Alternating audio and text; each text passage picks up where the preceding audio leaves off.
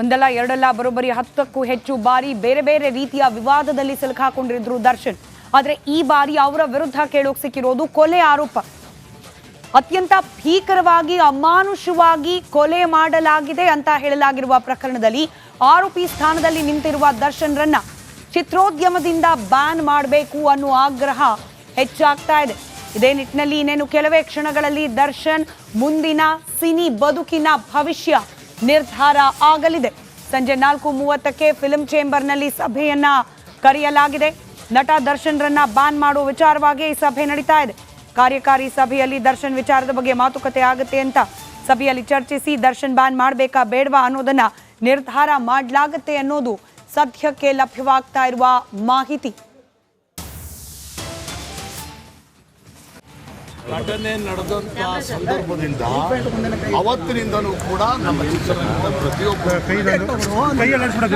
ಇವತ್ತು ಅಧಿಕೃತವಾಗಿ 4 ಗಂಟೆಗೆ ನಾವು ವಾಣಿಜ್ಯ ಮಂಡಳಿಗೆ ಕಾರ್ಯಕಾರಿ ಸಮಿತಿಯ ಸಭೆಯನ್ನು ಇಟ್ಕೊಂಡಿದ್ದೀವಿ.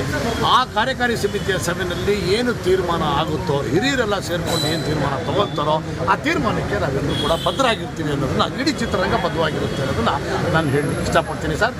4 ಗಂಟೆಗೆ ಮೀಟಿಂಗ್ ಮುಗಿದಾದ್ಮೇಲೆ ನಮ್ಮ ಅಧ್ಯಕ್ಷರು ಅದನ್ನು ಅಧಿಕೃತವಾಗಿ ಯಾವ ರೀತಿಯಾದಂತಹ ಕ್ರಮಗಳನ್ನು ಕೈಗೊಳ್ತಾ ಇದ್ದೀವಿ. ಘಟನೆ ನಡೆದಂತ ಸಂದರ್ಭದಿಂದ ನಮಸ್ಕಾರ, ಕರ್ನಾಟಕ ಪ್ರೈಮ್ ಟೈಮ್ಗೆ ಸ್ವಾಗತ. ನಾನು ಜಯಪ್ರಕಾಶ್ ಶೆಟ್ಟಿ. ಇಡೀ ಕರ್ನಾಡು ಇವತ್ತು ರೆಬೆಲ್ ಆಗಿ ನಿಂತಿದೆ. ಈ ಹಗರಣಗಳನ್ನು ಸದನದಲ್ಲಿ ಪ್ರಸ್ತಾಪ ಮಾಡಲು ಕೂಡ ಕಾಂಗ್ರೆಸ್ ಹಿಂದೇಟು ಹಾಕಿದ್ದೇಕೆ? ನಡಿ ಈಗ ಶುರು ಮಾಡೋಣ.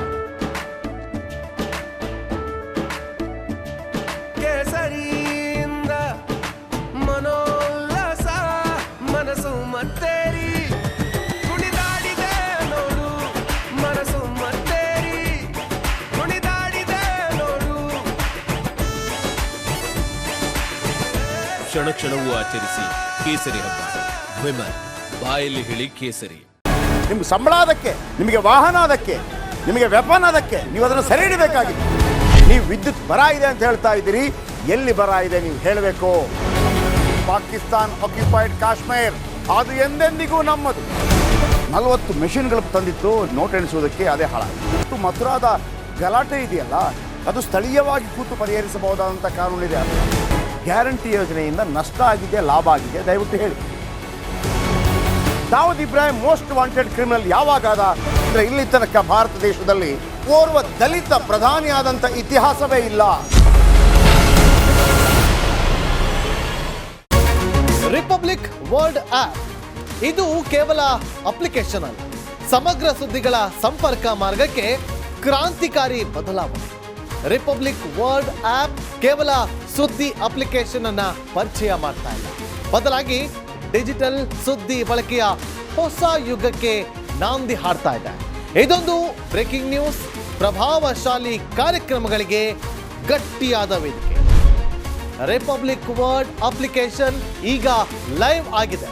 ಗೂಗಲ್ ಪ್ಲೇ ಸ್ಟೋರ್ ಮತ್ತು ಆಪಲ್ ಆಪ್ ಸ್ಟೋರ್ ಎರಡರಲ್ಲೂ ಲಭ್ಯವಿದೆ. ಈಗಲೇ ಡೌನ್ಲೋಡ್ ಮಾಡಿ.